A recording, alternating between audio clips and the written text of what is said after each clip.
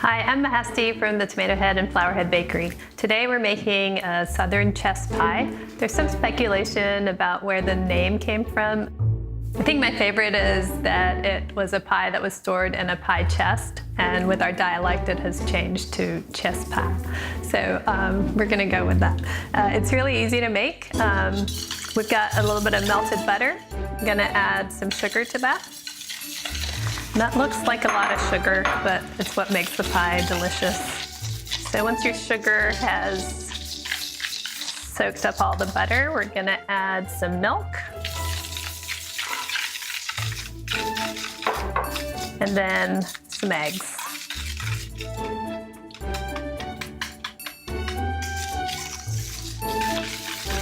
This is a nice pie because you don't need anything other than a bowl and a whisk to make it. All right, so those are all in there. We're gonna add some lemon juice, a little bit of vinegar, vanilla. Stir that in. A little bit of salt for just the counterbalance with the sugar. And then some cornmeal as a thickening agent and a little bit of flour.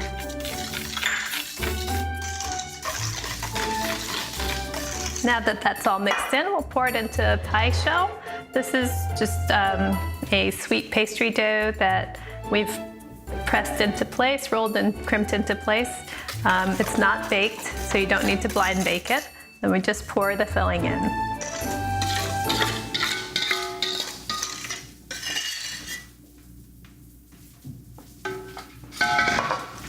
This is gonna bake in a 350-degree oven for about 45 to 50 minutes. So let's go put this in the oven.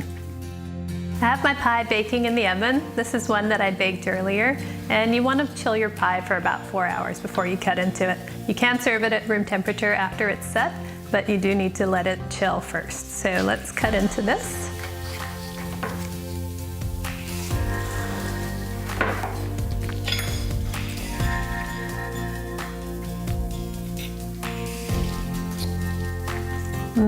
That's so good.